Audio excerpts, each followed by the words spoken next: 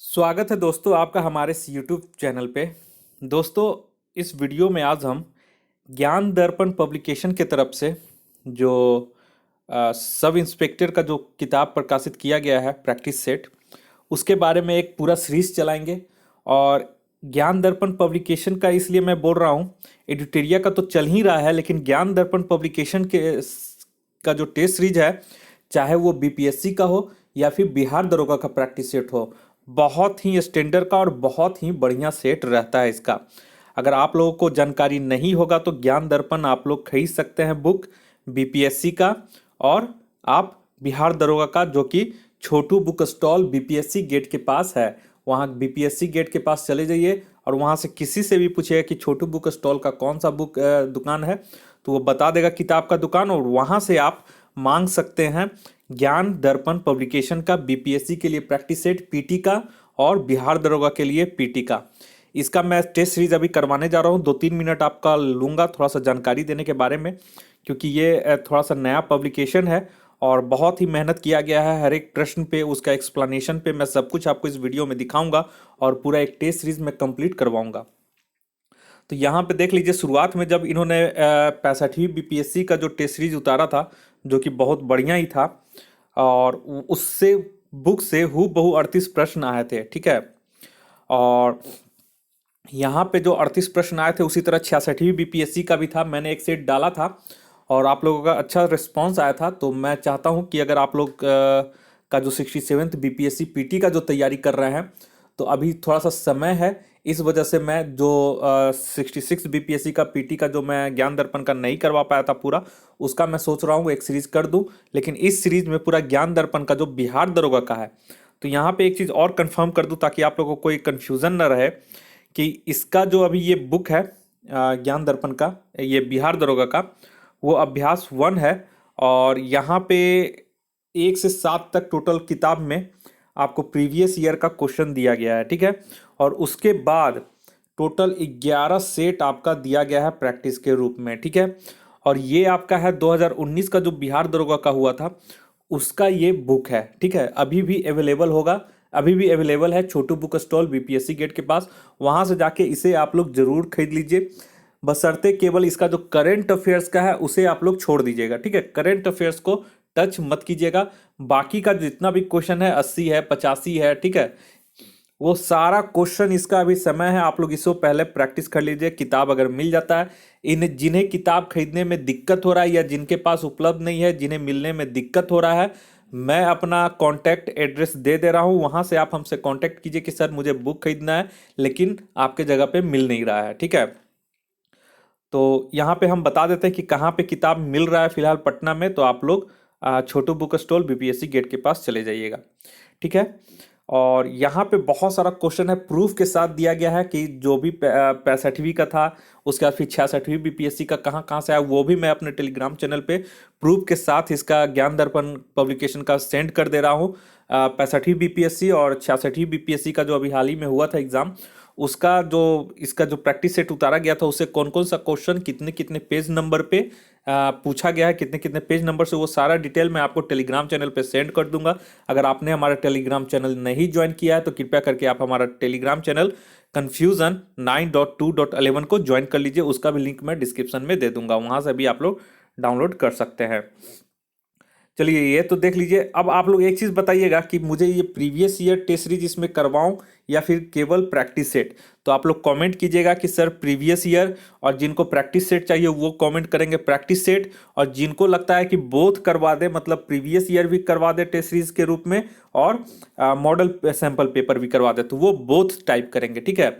जिसका भी ज़्यादा कॉमेंट रहेगा जिस सेक्शन में, उसको मैं करवा दूंगा। अगर बोथ रहेगा तो मैं पूरा दोनों करवा दूंगा, लेकिन फिलहाल जो मैं है मॉडल सैंपल पेपर 1 करवाने जा रहा हूं, ठीक है। अगर आप लोग का जैसा कमेंट आता है, प्रीवियस ईयर या फिर मॉडल पेपर या फिर बोथ, तो मैं उस हिसाब से वीडियो बनाना शुरू कर दूंगा। लेकिन मैं एक ज्ञान दर्पण का अलग ही सीरीज चला रहा हूं और एडुटेरिया का अलग ही सीरीज चला रहा हूं, दोनों सीरीज में इसमें कवर करूंगा।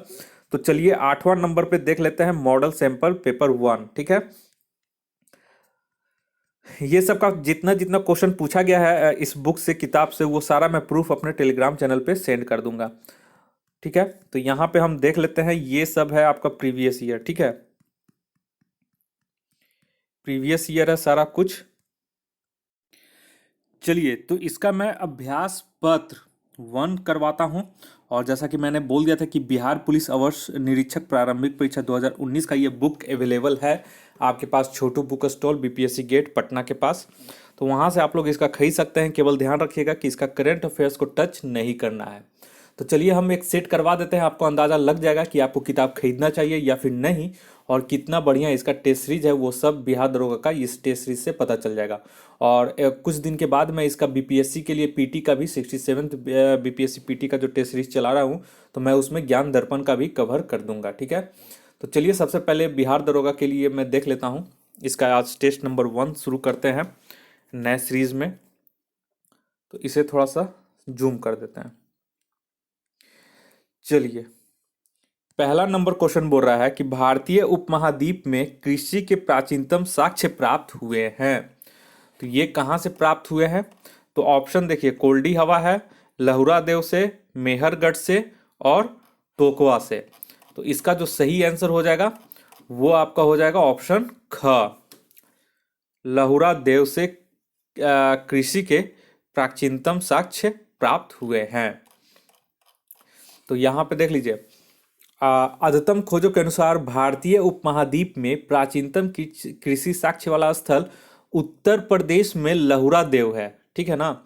और चावल के साक्ष्य यहाँ से 8000 ईसा पूर्व से 9000 ईसा पूर्व के मध्य चावल के साक्ष्य यहाँ से प्राप्त हुए हैं। अगर ऑप्शन में लहुरा देव नहीं रहता, ठीक है, यहाँ पे भारतीय उपमहाद्वीप पूछा, अगर लहुरा देव नहीं रहता तो इसका आंसर क्या हो जाता? इसका आंसर फिर मेहरगढ़ होता, ठीक है। तो इसमें लोग कंफ्यूजन करते हैं, तो इस वजह से इसको अच्छे से समझ लीजिएगा। दूसरा नंबर क्वेश्चन है, सिंधु घाटी सभ्यता को आर्यों से पूर्व की रखने की जाने सिंधु घाटी सभ्यता को आर्यों से पूर्व की रखे जाने का महत्वपूर्ण कारक क्या है? तो दूसरा का इसका सही हो जाएगा ऑप्शन क, मृदु भांड। विभिन्न अवधि के उपलब्ध मृदु भांड प्रमाणित करता है कि सिंधु घाटी सभ्यता आर्यों से पूर्व के थे। नेक्स्ट है ये तीसरा नंबर क्वेश्चन। तीसरा नंबर क्वेश्चन पूछ रहा है कि ऋग्वेद का कौन सा मंडल पूर्णतः सोम को समर्पित है? तो तीसरा का सही हो जाएगा ऑप्शन ग, 9वां मंडल। तो देखिए, ऋग्वेद में कुल 10 मंडल है, ठीक है। तो 10 मंडल है और इसका 9वां मंडल जो है वो सोम को समर्पित है, और 9वां मंडल में 114 सूक्त है। नेक्स्ट है ये चौथा नंबर। चौथा नंबर बोल रहा है त्रिपिटक किस धर्म से संबंधित है? तो त्रिपिटक आपका हो जाएगा बौद्ध धर्म, ऑप्शन ए हो जाएगा इसका, बौद्ध धर्म से ये संबंधित है। और त्रिपिटक में 3 पिटक होते हैं, विनय पिटक, अभिधम पिटक, सूत पिटक। विनय पिटक में बौद्ध भिक्षु एवं भिक्षुणियों के लिए आचरण संबंधित नियम का उल्लेख है, और सूत पिटक में भगवान बुद्ध द्वारा विभिन्न अवसरों पर दिए गए छोटे बड़े प्रवचनों का संकलन किया गया है, और अभिधम पिटक में बुद्ध की शिक्षाओं का दार्शनिक विवेचना एवं आध्यात्मिक विचारों को समाविष्ट किया गया है। नेक्स्ट है ये 5वां नंबर क्वेश्चन में। 5वां नंबर क्वेश्चन बोल रहा है निम्नलिखित में से कौन सा सबसे पूर्णकालिक जैन ग्रंथ कहलाता है? तो 5वां का सही हो जाएगा ऑप्शन डी, 14 पूर्व, ठीक है। तो यहां पे देखिए, जैन धर्म के वास्तविक संस्थापक स्वामी महावीर द्वारा दिए गए उपदेश 14 पूर्व में संकलित है, और 14 पूर्व जैन धर्म का प्राचीनतम धर्म ग्रंथ है। 12 अंग तथा उपांग भी जैन धर्म से ही संबंधित है। छठा नंबर क्वेश्चन है ये, किस शासक ने सर्वप्रथम जजिया कर समाप्त किया?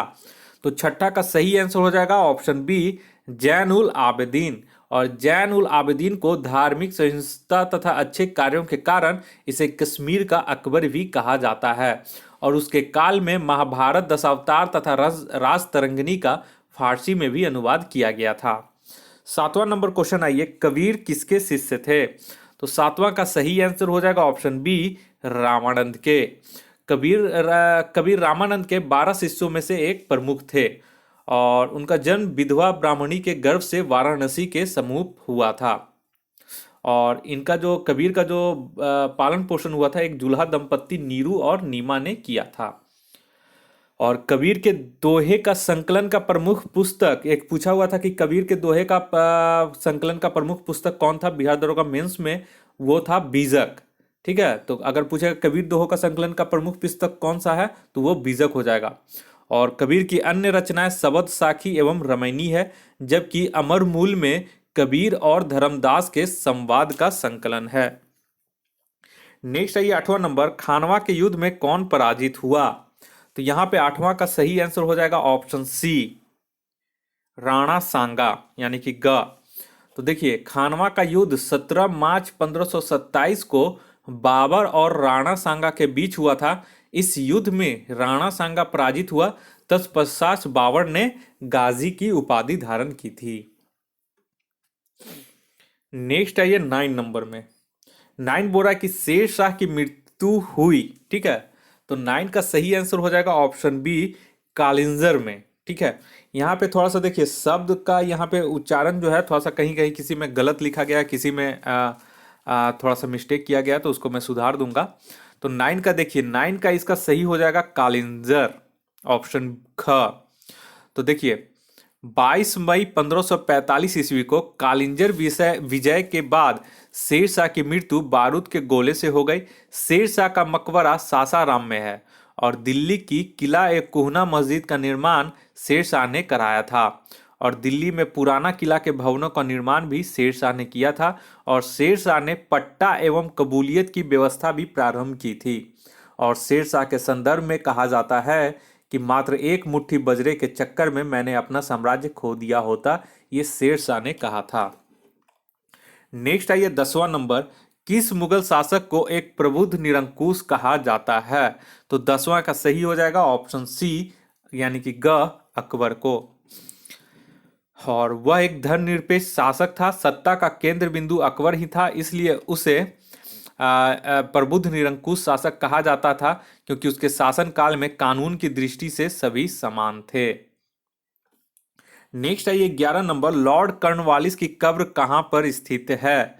तो ये आप लोग को पता होगा, ऑप्शन ए हो जाएगा गाजीपुर। लॉर्ड कर्नवालिस बंगाल का गवर्नर जनरल 1786 से 1793 और उसके बाद फिर 30 जुलाई 1805 से 5 अक्टूबर 1805 तक रहा था। और इसने भारत में अस्थाई बंदोबस्त या इस्तमरारी बंदोबस्त और न्यायिक संहिता एवं भारतीय लोक सेवा का जनक के रूप में इसे जाना जाता है। और इसकी मृत्यु 1805 ईस्वी में गाजीपुर में हुई और वहीं इसकी कब्र है। 12 नंबर क्वेश्चन है ये, 1857 ईस्वी के विद्रोह से कौन संबंध नहीं था? तो यहाँ पे 12 को हो जाएगा ऑप्शन डी, उद्धम सिंह। ठीक है, तो उद्धम सिंह संबंध नहीं था। और उद्धम सिंह जो थे वो पंजाब के क्रांतिकारी थे और ये जलियांवाला बाग हत्याकांड का बदला लेने के लिए तत्कालीन पंजाब के गवर्नर माइकल ओ डायर की लंदन में मार्च 1940 में हत्या कर दी थी। और इसके लिए फिर इन्हें फांसी की सजा दी गई थी। और बेगम हजरत महल तो लखनऊ में 1857 की क्रांति का नेतृत्व किए थे। और कुंवर सिंह बिहार के जगदीशपुर में, और तथा मौलवी अहमदुल्ला ने फैजाबाद में 1857 के विद्रोह का नेतृत्व किया था। नेक्स्ट है ये 13 नंबर क्वेश्चन। 13 नंबर क्वेश्चन बोल रहा है 1857 के विद्रोह के ठीक बाद बंगाल में निम्न में से कौन सा विप्लव हुआ? तो 13 का सही आंसर हो जाएगा ऑप्शन ए, नील विद्रोह। 1857 के विद्रोह के बाद बंगाल में नील विद्रोह 1859 से 1860 के बीच हुआ। और सन्यासी विद्रोह 1763 से 1800 के बीच में चला। और वहीं संथाल विद्रोह 1855 से 56 के बीच चला। तथा पावना विद्रोह 1873 से 76 के बीच हुआ था। और नील विद्रोह की शुरुआत बंगाल के नदिया जिले के गोविंदपुर गांव से हुई थी। नेक्स्ट है ये 14 नंबर। और एक चीज और है कि नील बगान मालिकों के अत्याचारों का खुला चित्रण दीनबंधु मित्र ने अपने नाटक नील दर्पण में किया था। नेक्स्ट है ये 14 नंबर। 14 नंबर क्वेश्चन बोल रहा है कि अखिल भारतीय किसान सभा का पहला अधिवेशन कहाँ हुआ? तो 14 का सही हो जाएगा ऑप्शन डी, इनमें से कोई नहीं होगा इसका आंसर। क्यों? क्योंकि देखिए अप्रैल 1936 में लखनऊ में, ठीक है, यहाँ पे लखनऊ कहीं ऑप्शन में नहीं था, तो इसका आंसर लखनऊ होता। तो अप्रैल 1936 में लखनऊ में अखिल भारतीय किसान सभा की स्थापना किया गया। और स्वामी सहजानंद सरस्वती ने बिहार प्रांतीय किसान सभा की स्थापना की थी और वे अखिल भारतीय किसान सभा के संस्थापक अध्यक्ष थे। और जबकि एनजी रंगा इसके महासचिव बनाए गए थे। नेक्स्ट है ये 15 नंबर में। 15 नंबर बोल रहा है कि कौन से गोलमेज सम्मेलन में कांग्रेस ने भाग नहीं लिया था।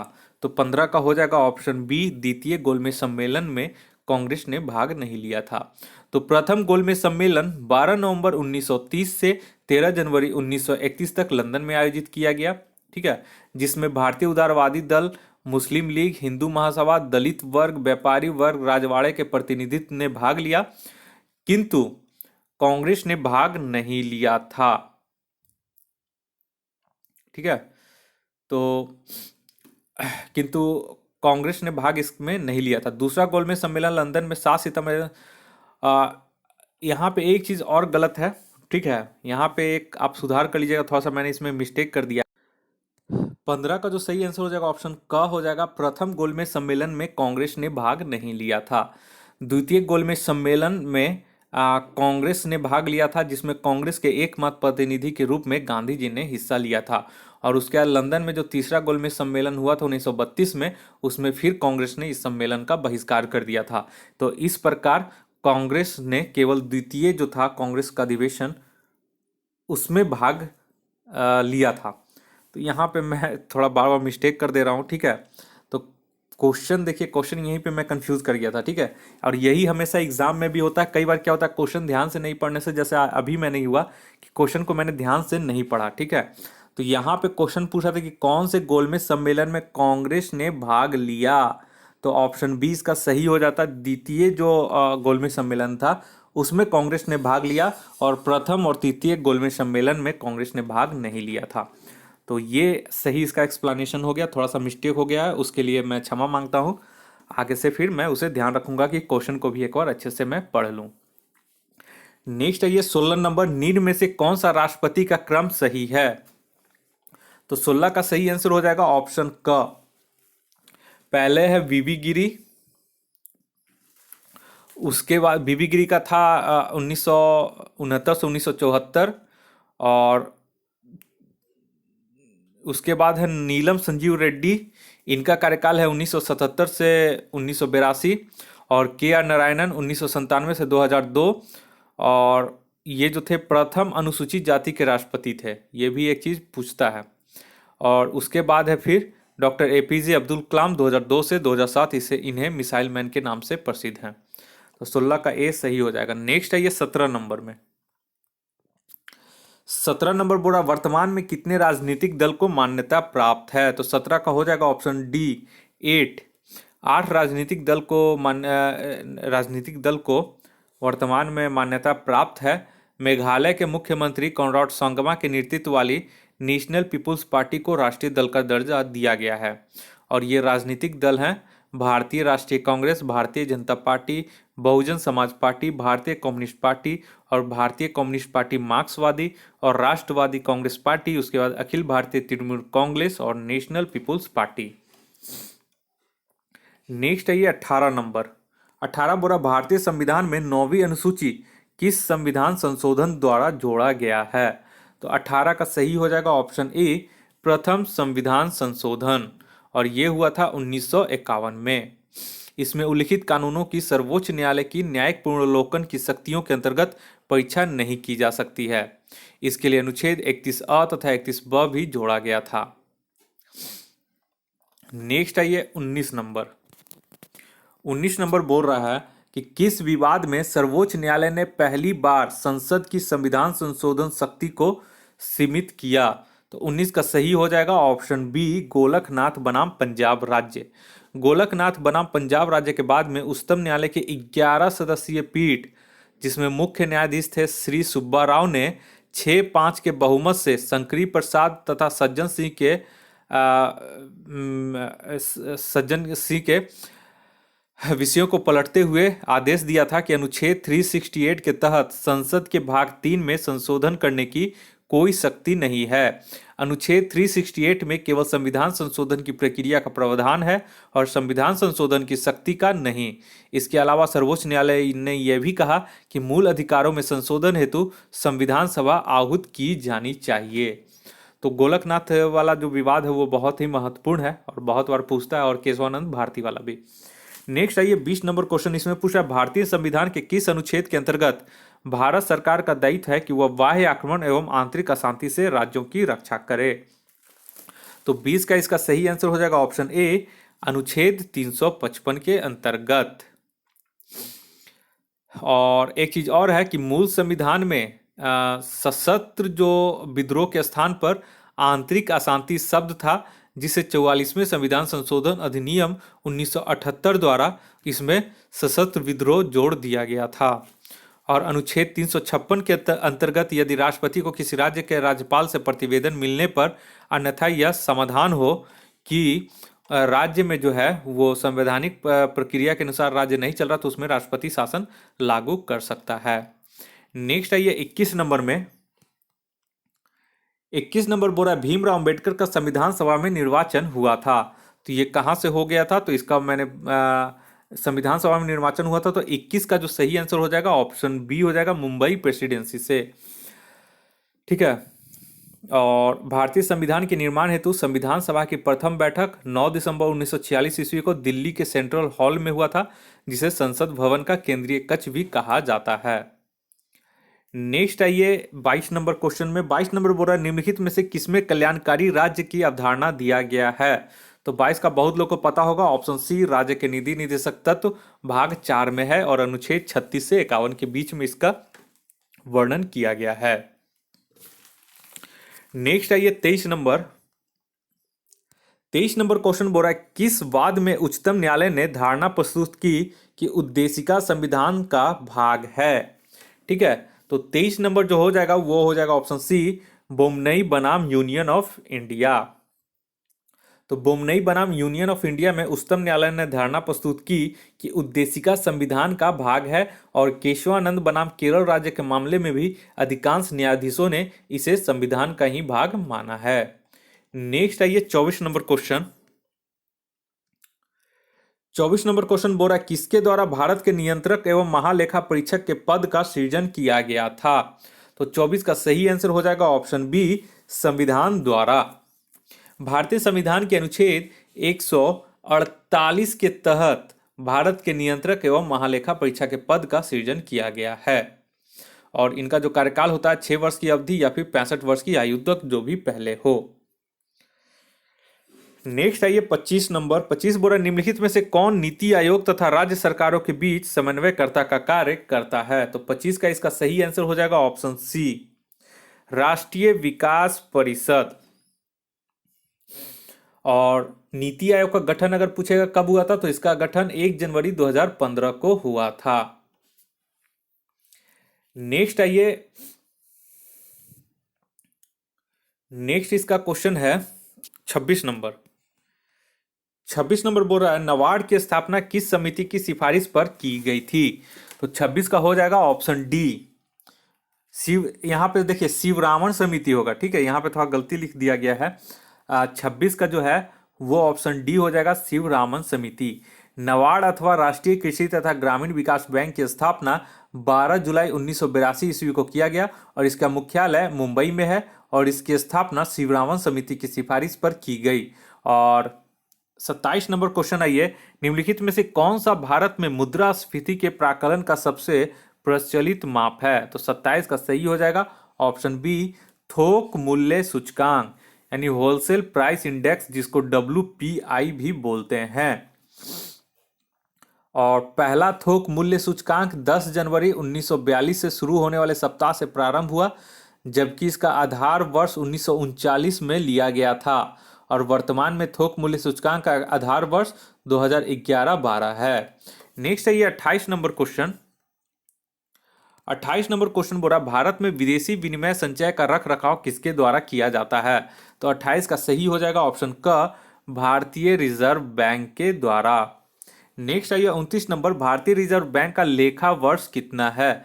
तो 29 का सही हो जाएगा ऑप्शन ग, 1 जुलाई से 3 जून। ठीक है, और भारतीय रिजर्व बैंक की स्थापना 1 अप्रैल 1935 ईस्वी को की गई थी तथा 1 जनवरी 1949 को इसका राष्ट्रीयकरण कर दिया गया।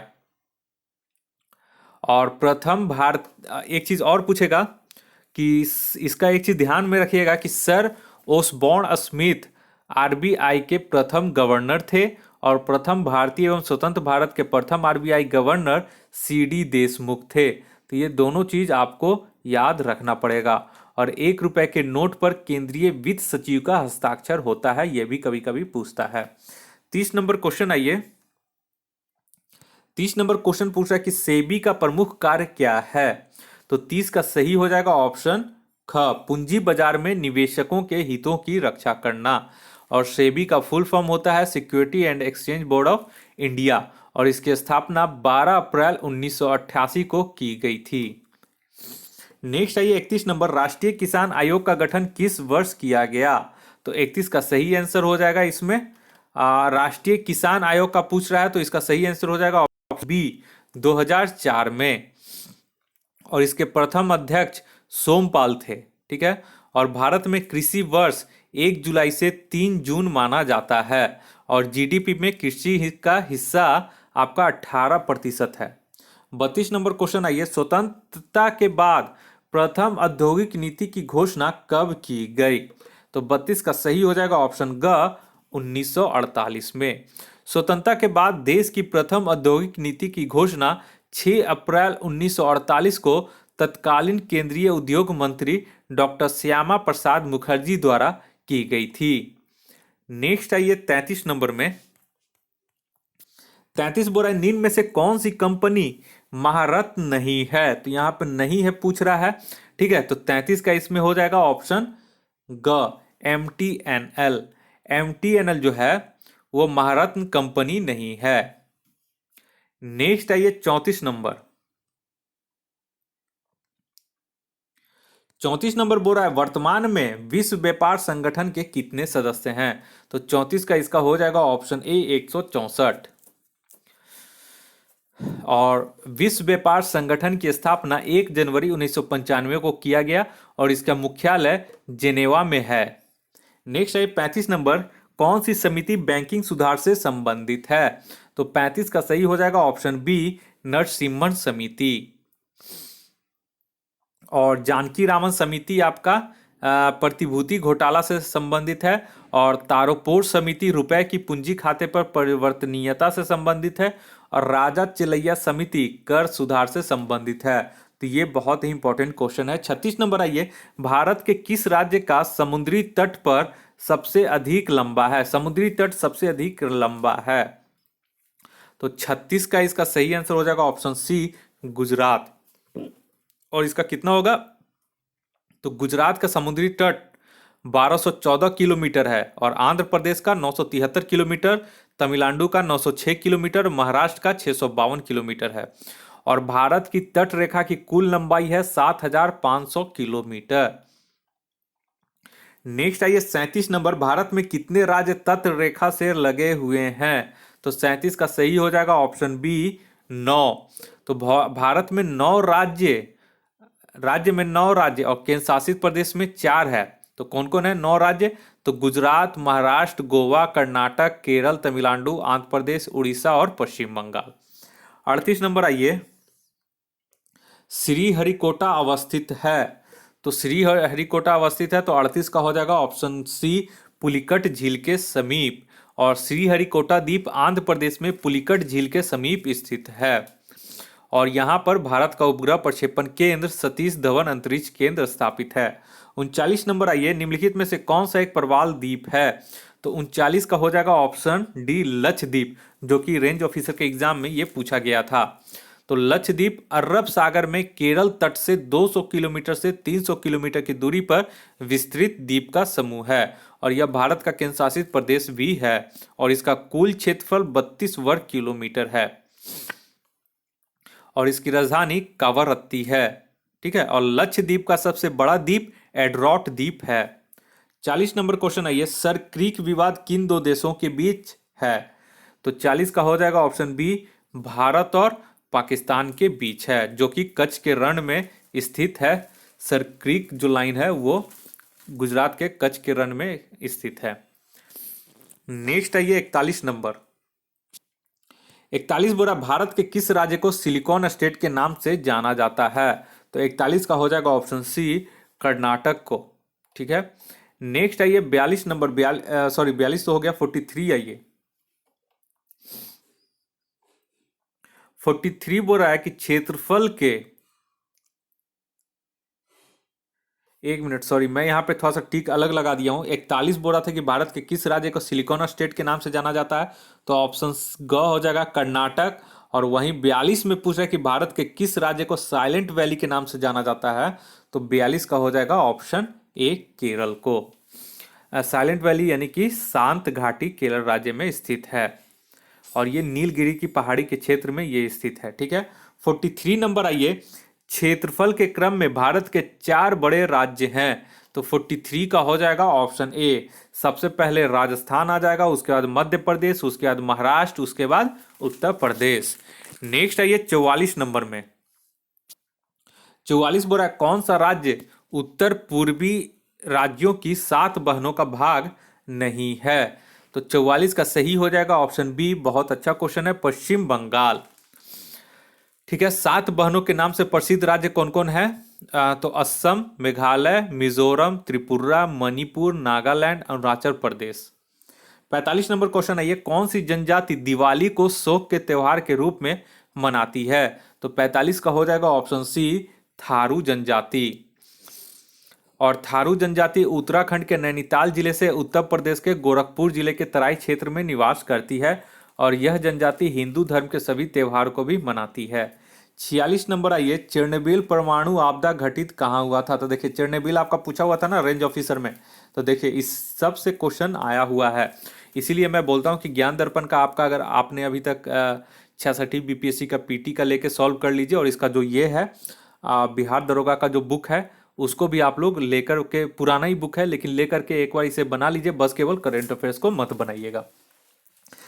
तो कम से कम अभी बिक रहा है छोटू बुक स्टॉल पटना के पास, और ये छोटू बुक स्टॉल है आपका बीपीएससी गेट के पास जाइएगा, वहाँ पे ये फेवरेट नाम है। तो ये था ऑप्शन क, यूक्रेन में। और कब हुआ था ये घटना, तो 25 से 26 अप्रैल 1986 की रात यूक्रेन स्थित चेरनोबिल परमाणु संयंत्र के रिएक्टर क्रमांक 4 में चेरनोबिल परमाणु दुर्घटना हुई थी, और यह दुर्घटना तत्कालीन सोवियत संघ के यूक्रेन में स्थित शहर के पास हुआ था। 47 नंबर आइए, 47 बोल रहा है कि ऑस्ट्रेलिया वासी किस मौसम में क्रिसमस मनाते हैं, तो 47 का सही हो जाएगा ऑप्शन बी, गर्मी। गर्मी के मौसम में ऑस्ट्रेलिया में 25 दिसंबर को क्रिसमस मनाया जाता है, तो वहाँ पे इस समय 25 दिसंबर को गर्मी का दिन होता है, जबकि उत्तरी गोलार्ध में देखिए ऑस्ट्रेलिया दक्षिणी गोलार्ध में स्थित है, और जबकि उत्तरी गोलार्ध में उस समय शीत ऋतु होती है। नेक्स्ट है 48 नंबर में। 48 बोल रहा है कि विश्व की सबसे ऊंचाई पर स्थित दूरबीन वेधशाला है, तो 48 का हो जाएगा ऑप्शन बी, भारत। तो विश्व की सबसे ऊंचाई पर स्थित खगोलीय वेधशाला भारत के लद्दाख में सरस्वती पर्वत चोटी पर हेनले गांव में स्थित है, और इसकी ऊंचाई समुद्र तल से 4500 मीटर या 14,800 फीट है। 49 नंबर आइए, पेड़ की आयु का पता लगाया जा सकता है, तो ये तो सभी को पता होगा, ऑप्शन सी, उसके धड़ पर बलियों की संख्या को गिनकर। 50 नंबर आइए, संयुक्त राज्य अमेरिका उपग्रह प्रक्षेपण केंद्र कहाँ स्थित है, तो 50 का सही हो जाएगा option D, Cape Kennedy. America के फ्लोरिडा राज्य में स्थित केप कैनेडी प्रमुख अंतरिक्ष यान एवं उपग्रह प्रक्षेपण केंद्र है, और वर्तमान में इसका नाम केप केनवरल है। 51 नंबर में आइए, 51 बोल रहा है कि 15वां वित्त आयोग का अध्यक्ष कौन है, तो इसका जो अध्यक्ष है 15वां का ऑप्शन ए हो जाएगा, डॉक्टर NK सिंह। ठीक है, और 15वां वित्त आयोग दिनांक 1 अप्रैल 2020 से लेकर 2025 की अवधि के लिए सिफारिश को कवर करेगा। 52 नंबर आइए, अजलान शाह कप हॉकी 2019 का विजेता कौन सा देश है, तो 52 का सही हो जाएगा ऑप्शन बी, दक्षिण कोरिया। तो यहाँ पे देखिए कुछ करंट अफेयर्स का है, जो मैं आपको केवल आंसर बताते जाऊंगा, लेकिन आप लोग इसको छोड़ दीजिएगा, ठीक है। तो 52 का इसमें हो जाएगा ऑप्शन बी, दक्षिण कोरिया। 53 का जो हो जाएगा इसका सही आंसर ऑप्शन सी, कतर। 54 का जो इसका सही आंसर हो जाएगा ऑप्शन डी, गोवा। 55 का तो दुती चंद पूछ देता है, दुती चंद किस खेल से संबंधित है, तो 55 का हो जाएगा ऑप्शन बी, एथलेटिक्स है। और 56 है, चंद्रयान 2 किस तिथि को प्रक्षेपित किया गया, तो 56 का सही हो जाएगा ऑप्शन बी 18 जुलाई 2019 को। और 57 का 2019 में उस समय हो जाएगा ऑप्शन बी सिमोना हालेप, जो कि रोमानिया की है।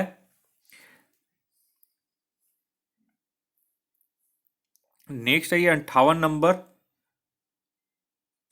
58 नंबर का सही हो जाएगा ऑप्शन डी मैक्सिको, 1 जून 2019 को दिया था। 59 नंबर आइए, 59 का हो जाएगा आपका ऑप्शन डी मिताली राज। 60 में आइए, 60 का हो जाएगा ऑप्शन ग फ्रांस। नेक्स्ट आइए 61 में।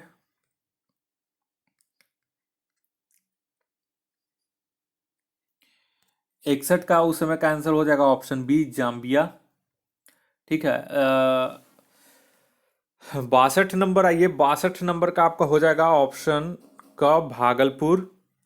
63 नंबर आइए, 63 का सही हो जाएगा आपका ऑप्शन ए मथुरा। 11 सितंबर 2019 को शुरुआत किया गया था ये अभियान। 64 नंबर आइए, 64 का इसका आंसर हो जाएगा ऑप्शन बी ग्रेटर नोएडा। 65 का जो हो जाएगा ऑप्शन सी राफेल नडाल।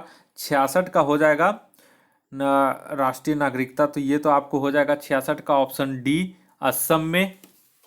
ठीक है। उसके बाद आ जाइए आप 67 में। किस शहर में ट्री एम्बुलेंस की शुरुआत किया गया? तो ट्री एम्बुलेंस 67 का हो जाएगा ऑप्शन सी चेन्नई में, उपराष्ट्रपति एम वेंकैया नायडू द्वारा। और ये अंतर्राष्ट्रीय जैव विविधता दिवस के अवसर पर शुरुआत किया गया। तो अंतर्राष्ट्रीय जैव विविधता दिवस 22 मई को मनाया जाता है। 68 नंबर आइए, राष्ट्रीय जनसंख्या रजिस्टर कब तक तैयार किया जाएगा? तो ये था ऑप्शन डी था इसका, सितंबर 2020 तक। 69 आइए, लोक लेखा समिति के अध्यक्ष कौन है? तो लोक लेखा समिति के अध्यक्ष वर्तमान में अधीर रंजन चौधरी हैं। जो भी विपक्ष का नेता होता है वही लोक लेखा समिति का अध्यक्ष होता है। 70 नंबर आइए, 66वें राष्ट्रीय फिल्म पुरस्कार। तो ये जो राष्ट्रीय फिल्म पुरस्कार जो ये दिया गया था 70 नंबर में, वो आपको दिया गया था किसको? तो 70 का इसका हो जाएगा ऑप्शन सी आयुष्मान खुराना को, अंधाधुन फिल्म के लिए। 71 नंबर आइए, हाँ अब आइए यहाँ पे 71 से। ठीक है।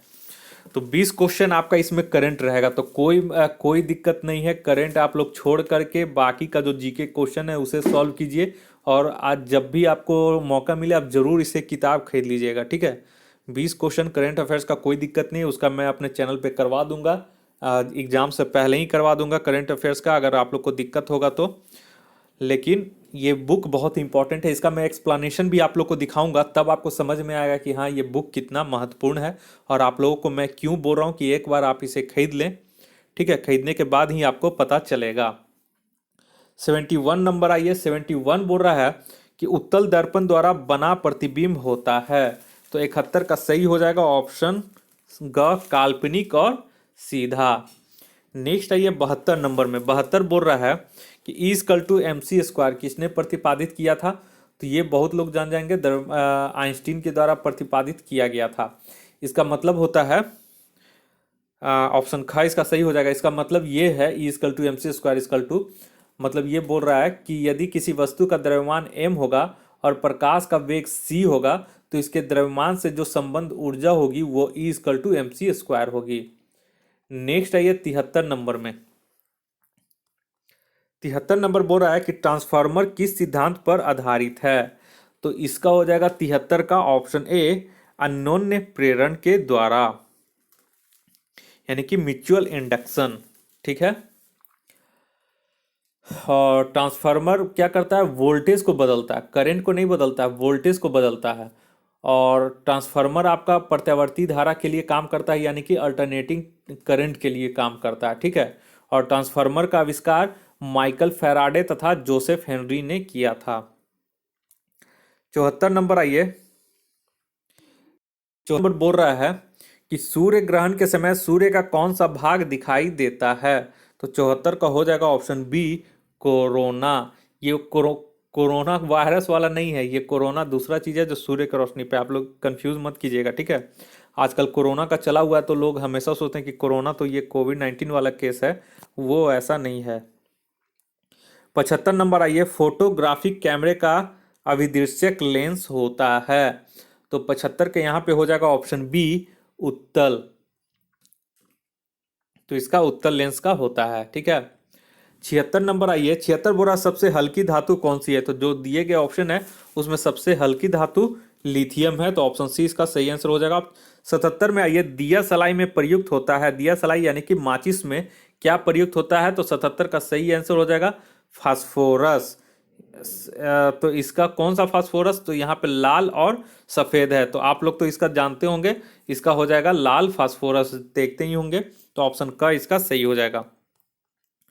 78 में ये पुराने तेल चित्रों के रंगों को फिर से उभारने के काम में आता है, तो इसका सही आंसर हो जाएगा ऑप्शन डी हाइड्रोजन पेरोक्साइड। यहाँ पे हाइड्रोजन है, हाइड्रोजन पेरोक्साइड है। ठीक है, उसके बाद 79 में ये लार में पाया जाने वाला एंजाइम जो कि स्टार्च को ग्लूकोज में परिवर्तित करता है, वो कौन सा है? तो 79 का सही आंसर हो जाएगा ऑप्शन ए माल्टोस।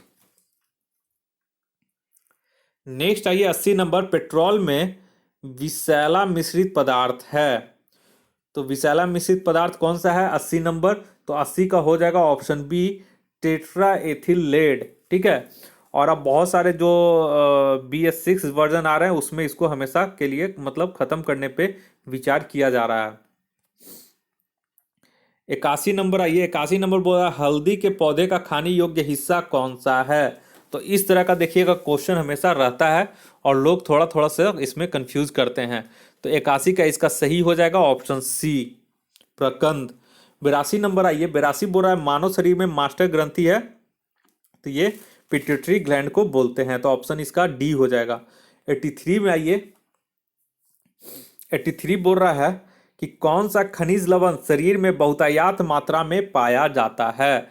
तो 83 का सही हो जाएगा ऑप्शन बी कैल्शियम। नेक्स्ट आइए 84 में।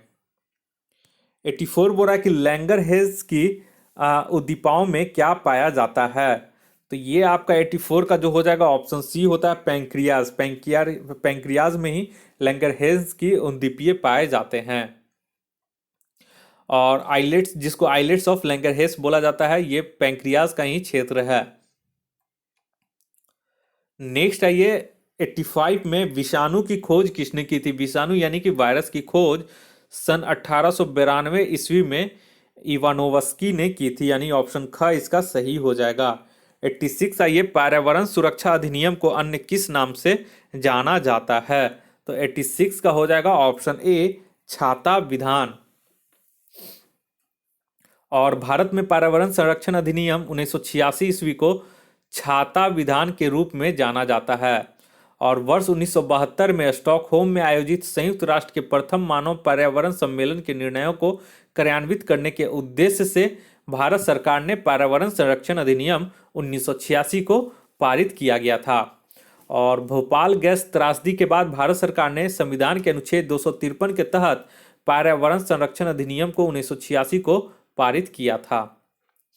तो ये कुछ दो महत्वपूर्ण इसमें उल्लेखित कार्य हैं। 86 नंबर हो गया। 87 आइए।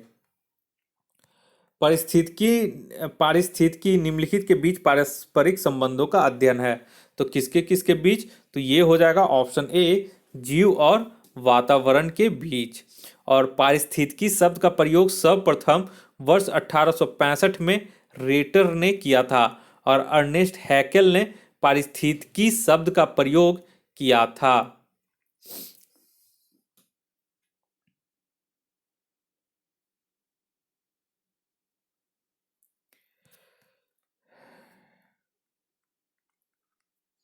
एट्टी एट में आइए। पारिस्थितिकी तंत्र की संकल्पना को प्रस्तावित किया था, तो 88 का इसका हो जाएगा ऑप्शन सी टांसले द्वारा। ठीक है, तो एजी टांसले द्वारा सर्वप्रथम 1935 ईस्वी में पारिस्थितिकी तंत्र की संकल्पना प्रस्तावित की गई और उनके अनुसार पारिस्थितिकी तंत्र भौतिक तंत्रकों का एक विशेष प्रकार होता है जिसकी रचना अजैविक एवं जैविक घटकों से होती है। 89 नंबर आइए। निम्न में से कौन पारिस्थितिकी तंत्र के विषय में सही नहीं है? तो 89 नंबर का सही आंसर हो जाएगा ऑप्शन सी, यह एक बंद तंत्र होता है, जो कि ये सही नहीं है। पारिस्थितिकी तंत्र एक खुला तंत्र होता है क्योंकि इसमें ऊर्जा तथा पदार्थों का लगातार निवेश और बहिर्गमन होते रहता है। 90 नंबर में आइए। 90 नंबर बोल रहा है निम्नलिखित में से कौन कृत्रिम पारिस्थितिकी तंत्र है। तो इस तरह का देखिए क्वेश्चन पूछा हुआ था, आप लोग शायद बिहार दरोगा मेंस में इस तरह का क्वेश्चन पूछा हुआ है, ठीक है। तो 90 का इसका सही आंसर हो जाएगा ऑप्शन ए, धान की खेत, ठीक है। ये क्वेश्चन आया हुआ था एग्जाम में, तो यहाँ पे 90 का ऑप्शन ए हो जाएगा। देखिए, वन घास का मैदान तथा झील प्राकृतिक परितंत्र है, जबकि धान का खेत मानव निर्मित कृत्रिम पारिस्थितिकी तंत्र है। 91 नंबर आइए। 91 बोला भारतीय अंतरिक्ष अनुसंधान संगठन की स्थापना किस वर्ष की गई। तो 91 का इसका सही हो जाएगा ऑप्शन सी, ऑप्शन सी 15 अगस्त 1969 को।